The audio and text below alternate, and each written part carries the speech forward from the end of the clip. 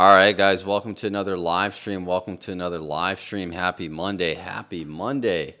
All right, so it looks like the market is continuing to crash and really no explanation. I thought that this month would be a lot more bullish. Again, we still have 15 to 16 days left in the market.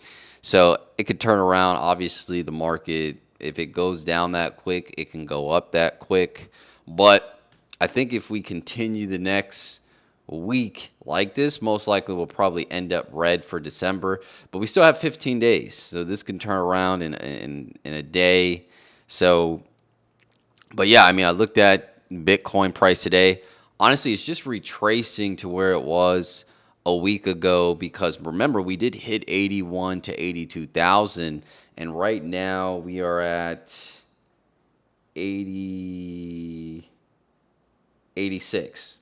Okay, so it's not back to those lows that we were about a week and a half ago, but it's still the market's crashing, right? Because I think we were at 93 few days ago. We were at 93. Now we're at 86. So definitely a significant crash. I didn't see any news that would have caused this crash. Obviously, you can attribute anything to the crash, but I really just think it's manipulation. I did hear a lot of people were putting on a lot of leverage positions, and market makers do not want these people to make money, all this money, because I think people ultimately know that we were going to hit new all-time highs. So every time we get these huge crashes,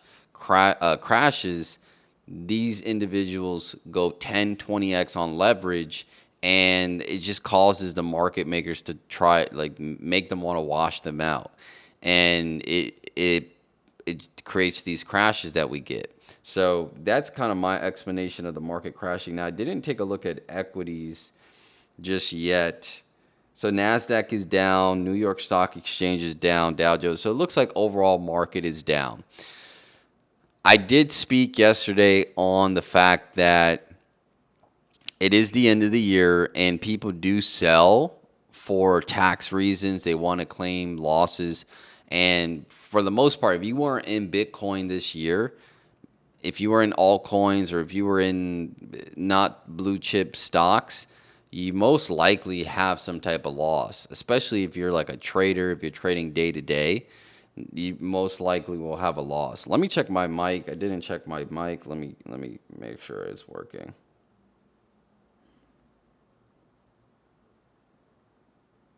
Stocks, you most likely have some type of loss, especially if you're like a trader, if you're trading day to day. You most likely will have a loss. Let me check my mic. I didn't check my. All right, so it looks like my mic is working pretty good. Okay, so yeah, so it's the end of the year. People want to claim losses on their taxes. So you have a lot of individuals selling their positions if they feel like it's not going to go up anytime soon. Or maybe even if it's going to go up soon, they think December is going to be bearish. So they sell real quick. And then as we step into January, they buy back their positions, maybe for a slightly lower price or higher, slightly higher. But maybe that difference is not much and they gain it back in the tax loss harvesting that they do. So yeah, that's my thought process on that. Again, I didn't really see. We do have CPI data coming out this week, so I'm not sure if maybe some people know, insiders already know the information and things like that. Who knows? But that is coming out this week, so that should have an effect on markets. And yeah, I mean, that's pretty much it. I think we just need to let this week play out. Let this whole month play out, see how we do. And then obviously we're going to get, I think, probably a few more rate cuts here in 2026. Obviously, we got the last three FOMC meetings. We got 3 rate cuts back to back. So that's positive. I think as we step into 2026, we're going to start to see the effects of those. I've said before that once we get these cuts, we typically see a sell-off initially, but later down the line, you see the positive effect of those rate cuts.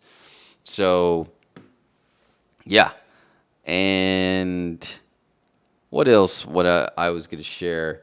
Yeah, I was looking at because they say the 10-year Treasury is connected to mortgage rates or the yeah. So like if the 10-year Treasury goes up, mortgage rates go up, and I was looking to see why. So essentially, the reason why, and I asked ChatGPT this, but they're long term investments, so they have to compete with one another. Okay, so if you have a 10-year Treasury that's giving you 4%, but then you have a mortgage backed security ETF that's giving you 3%, and they're both essentially long term as far as like the maturity of them, then you're going to go with the Treasury. So that's why when people look at the 10-year Treasury, when it goes up, usually mortgage rates go up, and when they go down, mortgage rates go down because they're both long-term investments and they have to be competitive with one another. If not, people are just going to jump ship. So I thought that was interesting. I looked that up and I kind of knew high level about it, but it's always good to refresh. And I mean, I knew what mortgage backed securities were, but what I didn't know was that banks like almost instantly sell your mortgages to like as this bundle, right? As this bundle of mortgages, and they collect the money for your mortgage. So it's not like they're sitting on your debt essentially with just the collateral. They sell these as mortgage-backed securities. They get bundled up and they become this ETF.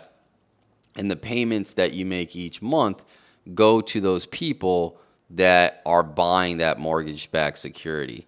So yeah, that was interesting too, because it kind of makes the whole 2007, 2008 financial crisis a lot more clear. But yeah, I do recommend if you ever have questions on stuff, definitely use a quality AI model to answer your questions. And they always say it too, like it's how you prompt the question is how you're going to get the information from that AI model. Some people just don't know how to prompt and they just ask basic questions, or they're satisfied. They just stay with the answer that's given and don't probe the AI model. So I recommend if you want to learn more about finances, definitely incorporate an AI model to get high level information and to dig deep into certain topics. But yeah, I just wanted to mention that. I thought that was cool. And yeah, the market is down. I don't see, again, all for crypto, it's just positive news after positive. Besides price action, everything else is positive about crypto. More people are buying into it. The government is looking to create a Bitcoin reserve, strategic reserve. We're going to get the Clarity Act. We are in an interest rate cutting environment, which is really good for risk on assets. So everything is positive. So the price action does not match up to the news. But what I do think is that people were me included, people were expecting the end of the year to go parabolic like all the other years. And typically the market likes to surprise people and not do what they are expecting. Every crypto influencer was saying that it's going to be parabolic like the rest of the years. We're going to have an altcoin season by the end of 2025, and then all of them were saying they're going to sell everything by the end of 2025, and now everybody's switching their stance and saying no, that's not the case. It's going to be in 2026. So nobody really knows what's going to happen. Well, we knew prices are going to go up. Nobody knows the timeline of when things are going to happen. You can try to guess based off of history and the past, but the market's always going to surprise you. So, but yeah, market's down. Just got to wait it out. dollar cost average buying to your favorite assets, they're cheaper. If not, just hold on to your position. I think going into 2026, I think we should see some good stuff. All right, so let me play a few games, and I'll call it a day because I'm tired. I'll let you take that.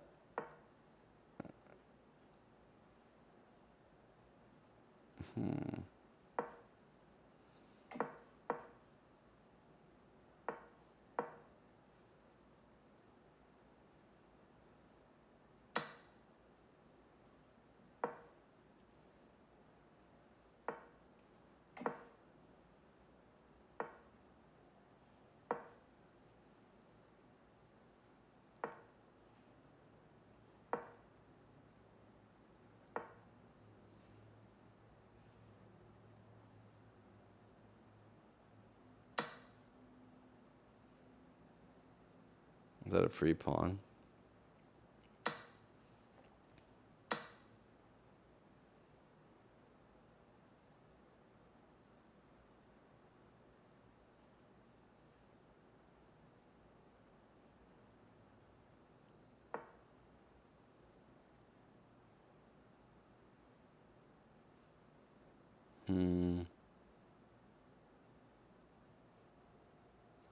I just feel like I'm playing slow today. I'm gonna have to. And I didn't see that. Uh,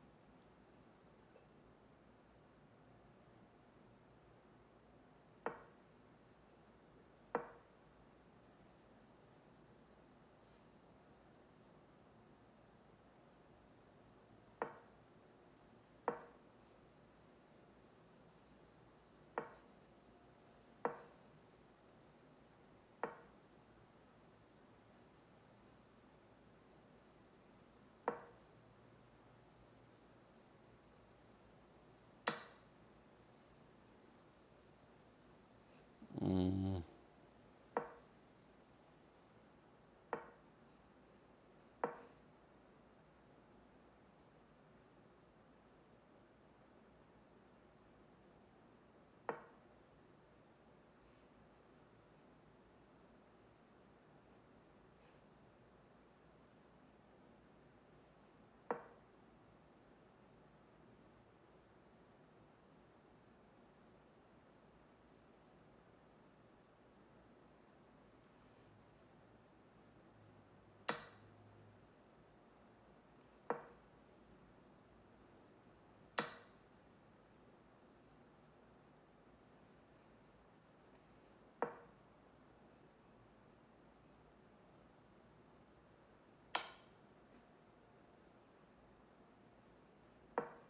darn it.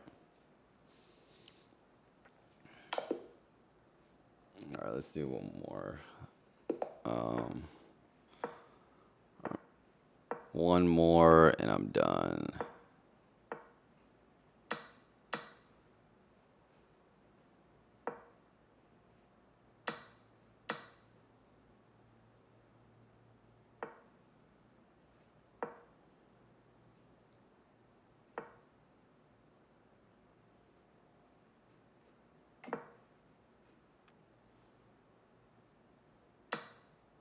Wow. I'm not playing good at all today. At all. Not at all. I don't know what the heck that was. All right, last one. All right, we got to get the W on this one. It's a Monday. Excuse my errors. It's like some days I'm on, and then some days I'm just fatigued. I'll take that. Take that.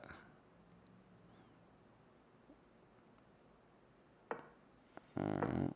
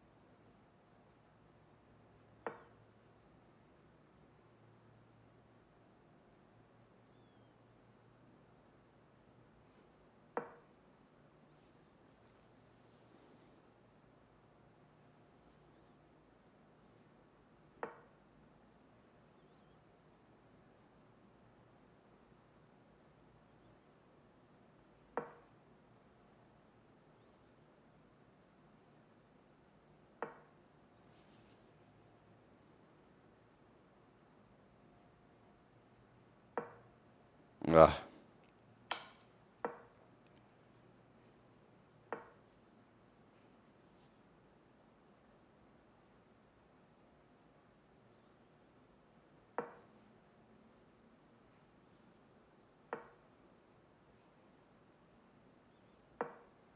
Oof.